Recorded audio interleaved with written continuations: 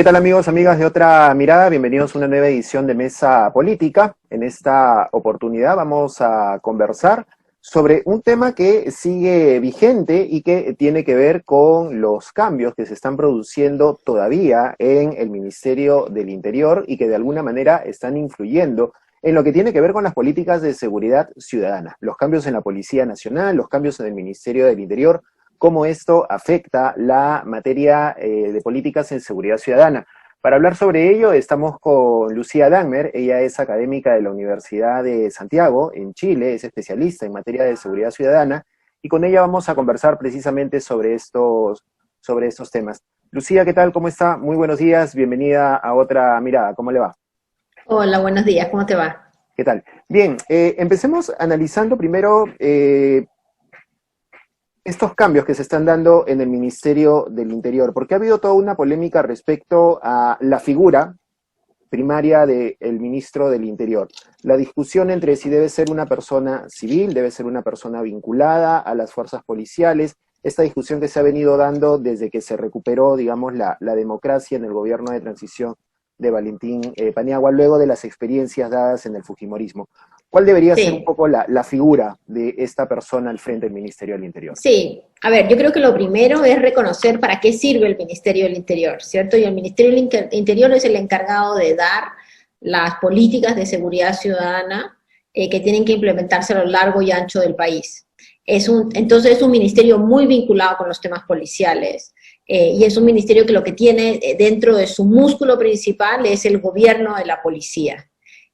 Dado eso, lo ideal sería que fuera un grupo civil, ¿cierto? No vinculado con el rango institucional policial, pero con conocimiento de temas de seguridad, que pudiera tener control y gobierno sobre el área. ¿Eso significa disminuir el rol policial? No. ¿Eso significa permitir que la policía haga lo que se le da la gana? No.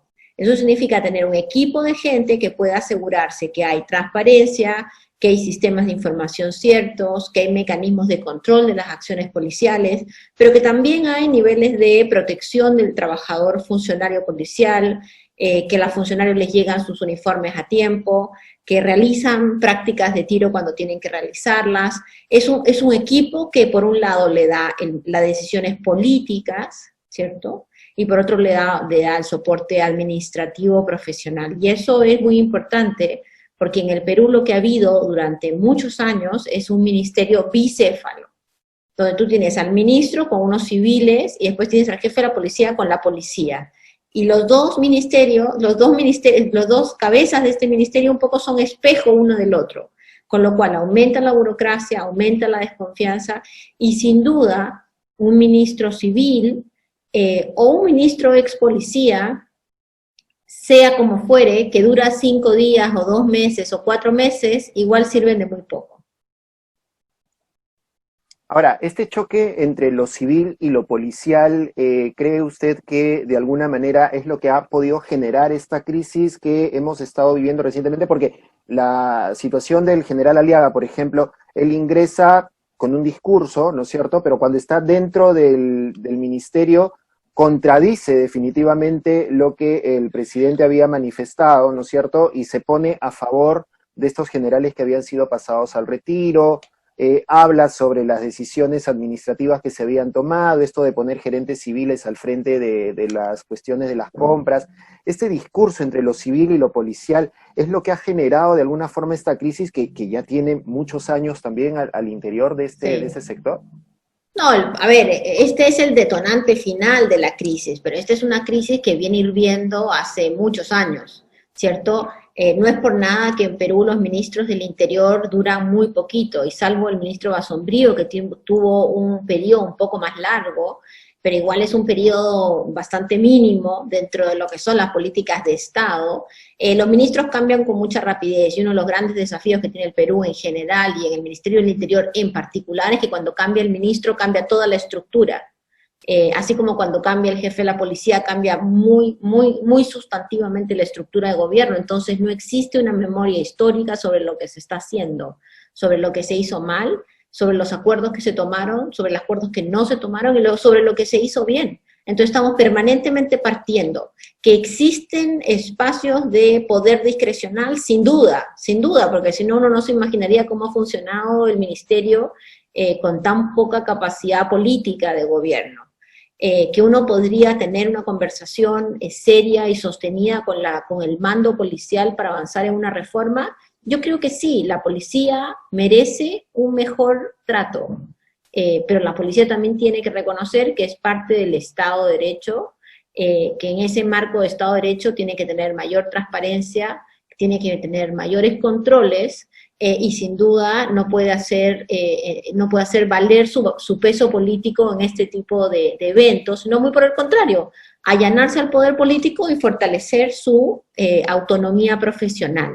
Y ahí es donde entramos, digamos, en una discusión que lo que hemos visto en los últimos días, probablemente últimas semanas, ha sido una hiperpolitización del debate policial, lo cual no ayuda a nadie, sin duda. Ujú. Ahora, esta profesionalización también de la policía pasa también por el tema de la formación en materia también de derechos humanos, que es una parte que se ha discutido mucho, sobre todo en estas semanas que hubo las movilizaciones, tanto del paro agrario como las movilizaciones contra el régimen de Manuel Merino, y que es un tema recurrente cada vez que hay protestas sociales y que aparentemente desde la policía no quisiera tocarse ese tema.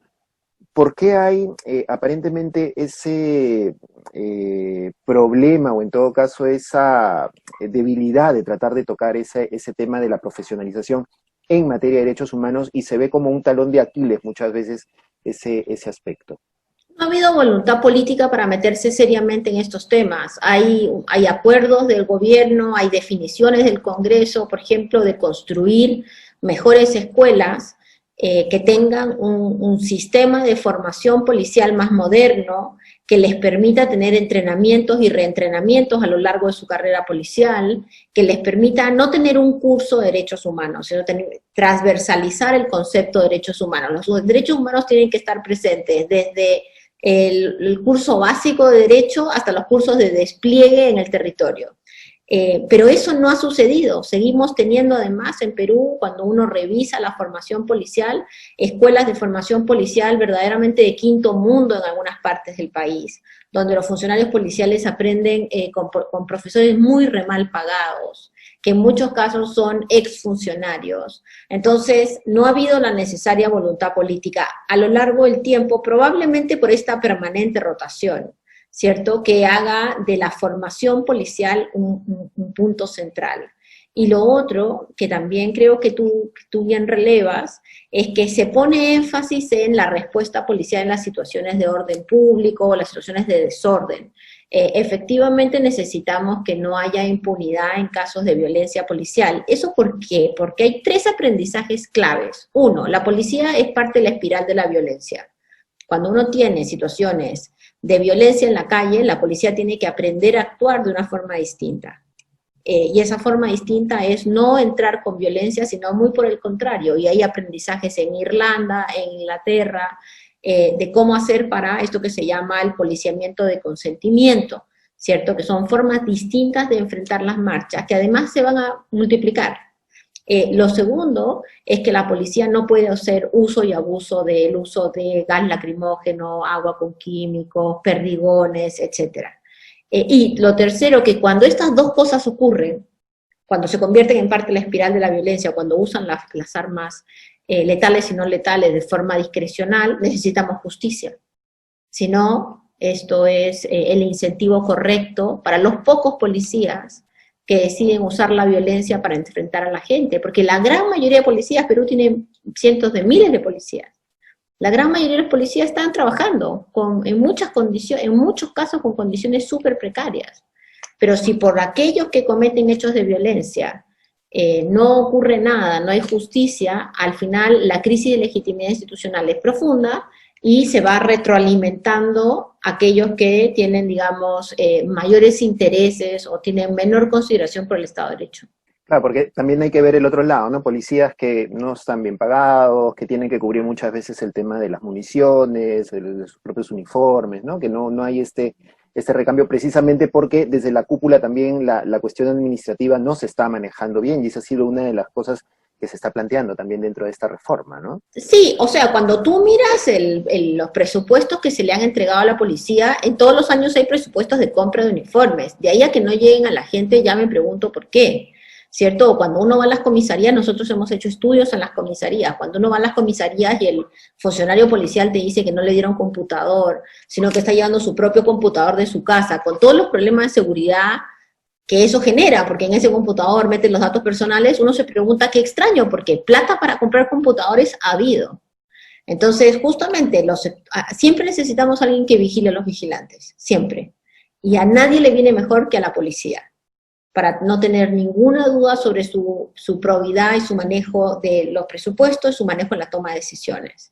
Efectivamente, lo que hemos visto, creo yo, en los últimos años es una debilidad en ese control. Y esto genera, entonces, múltiples espacios de corrupción, múltiples espacios de discrecionalidad, y eso yo creo que al final, a los que más, además de los ciudadanos, a los que más afecta son a los policías de bajo nivel, digamos, a los suboficiales, ¿cierto?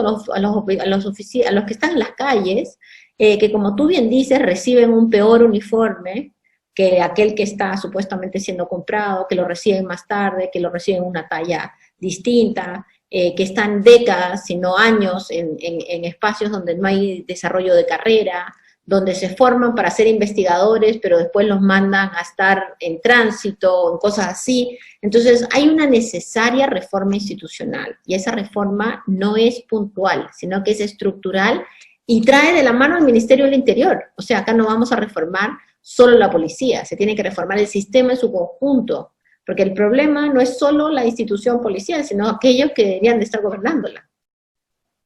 Institucionalmente, ¿fue acertada la manera de empezar esta reforma, llevarse de encuentro a los 20 primeros generales de la lista para hacer subir al general Cervantes, o debió haberse hecho de otra forma? Sí. ¿Cómo es el procedimiento que se está aplicando? A ver, no conozco cuáles son los fundamentos de la decisión del ex ministro Vargas. No creo que, sabiendo que entraba en un gobierno débil, en un gobierno que va a durar 8 meses, que está en una coyuntura muy difícil en términos de la relación con el Congreso, haya tomado una decisión por antojo. Si es así, sería un enorme error, ¿no? Yo creo que hay que esperar a escuchar cuáles son los fundamentos que todavía no se han dado de una decisión con ese nivel de gravedad, porque también ha habido otros momentos de paso-retiro de generales. Claro. Y paso-retiro de generales no solamente le cuesta al país un montón de plata, porque los generales se retiran, digamos, con múltiples beneficios, sino a la institución, porque uno ha invertido décadas, digamos, de formación en un general. Efectivamente, yo creo que lo que sí es necesario es tener un mando que esté acorde y esté de acuerdo con la necesidad de la reforma institucional. Una reforma policial no se puede hacer contra la policía o sin la policía, pero se tiene que hacer, y por ende hay que buscar los mandos que estén disponibles para hacerlo, y en ese sentido, si hay mandos que están atornillando de otra forma, digamos, para atrás, o que uno ve que van a significar un mecanismo constante de presión para que no cambien las cosas, bueno, efectivamente pueden pasar a retiro, o pueden pasar a áreas no tan principales, pero creo que necesitamos escuchar cuáles son los fundamentos de su decisión, pero además desdramatizaría la decisión efectiva del ministro si es que esto hubiera generado una propuesta de reforma. Creo que el gran error no tanto fue la salida de los generales únicamente, sino más bien inmediatamente con eso traer el paquete de iniciativas o medidas o pasos a seguir, y se generó un espacio, y como todos sabemos en política los espacios siempre los llena alguien, y ese espacio lo llenó la sensación de que se estaba cometiendo una irregularidad contra la policía. Claro, porque había una comisión que en 60 días recién iba a presentar unas bases, como que mucho espacio de tiempo, ¿no? Así es. Con un gobierno además especialmente, digamos, débil, porque es un gobierno de transición, y para hacer una reforma policial necesitas una voluntad política de fierro, Ujú. por mucho tiempo de un gobierno legitimado y no un gobierno de transición ex post, un intento, digamos, de golpe del Congreso. Ujú. Sí, sin duda un panorama bastante complicado. Lucía, le agradecemos por haber conversado con nosotros, por el tiempo, por darnos este panorama y por darnos su mirada respecto a esta situación. Y seguiremos conversando a ver cómo va avanzando esta reforma y seguramente para luego hablar sobre cuáles son las líneas y las políticas sobre las cuales hay que aplicar estas materias en tema de seguridad ciudadana. Muchísimas gracias por hablar con nosotros. No, gracias a ti, que les vaya muy bien. Muy amables. Y ya saben que pueden encontrar estas y otras entrevistas, como siempre, en nuestra página web www.otramirada.pe. También nos encuentran en redes sociales como Otra Mirada.